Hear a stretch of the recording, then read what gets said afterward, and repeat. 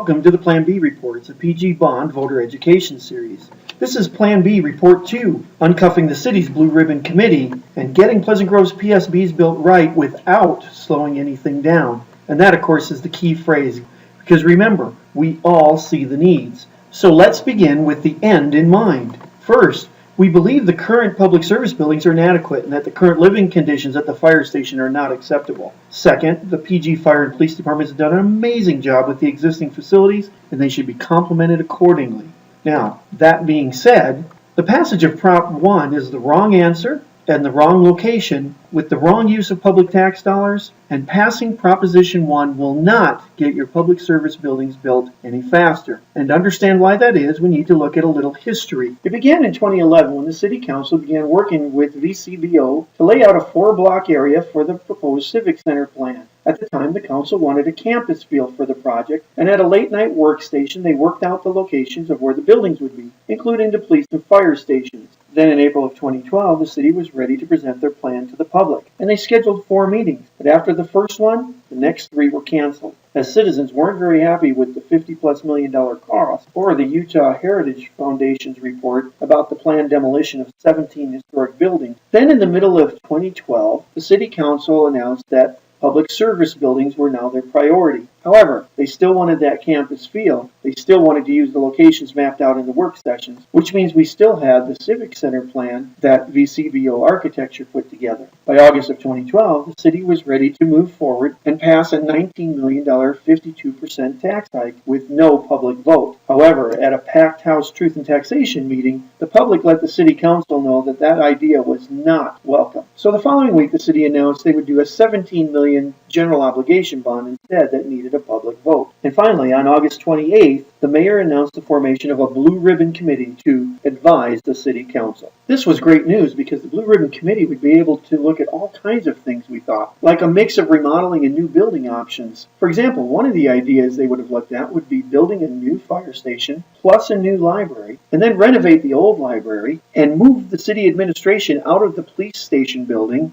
over into the renovated old library. Then renovate the old police station and court, which no longer has the city administration in it, giving everybody room for everything that they need, and do it for about half the cost of the current bond proposal. Less than $9 million, plus get a new library to boot. Well, certainly the city council would be interested in looking at that idea, right? Well, they actually were not interested because, as they said, remodeling current facilities isn't congruent with the current Civic Center master plan. And with that little sentence, they put handcuffs on the Blue Ribbon Committee because they couldn't look at any other option. And that's why the October 15th Pleasant Grove City tweet explained the Blue Ribbon chair mentioned they were tasked with only looking at adequate square footage and cost per square feet. So with those handcuffs on, could they look at other locations? No, because they wouldn't be congruent with the current Civic Center master plan. Could they look at other architects? Not likely after the city has already paid VCBO over $93,000. Could we at least look forward to lower costs like the Springville Fire Department built for $128 a square foot or the Mapleton Fire Department built for $100 a square foot? No, because the VCBO Pleasant Grove Fire Department plans called for $225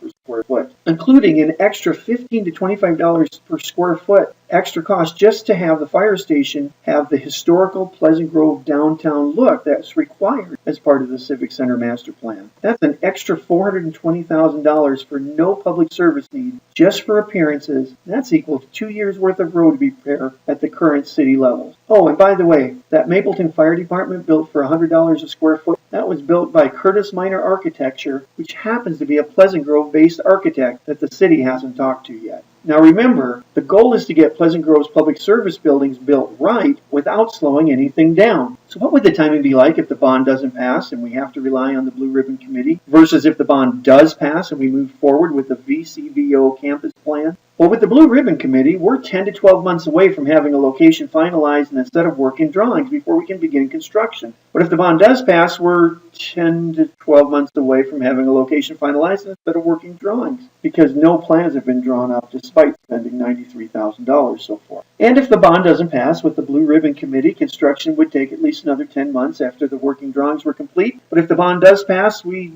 have to add another 10 months for construction again. So it would take the same amount of time if the bond doesn't pass or does pass. The only difference is if If the bond doesn't pass, we can meet the public service needs for millions of dollars less. A definitely better use of tax resources. If the bond does pass, it's going to be millions of dollars more expensive. So let's review. If you'd like to have your public service buildings built in the same amount of time for half the amount, then we have to do the smarter, safer thing and not pass Proposition 1 and uncuff our Blue Ribbon Committee to go to work for us. Doesn't that make sense to you? If it does, please join us at pgplanb.com. Sign up and show your support for building our city's public service buildings correctly without slowing anything down. We'll see you there.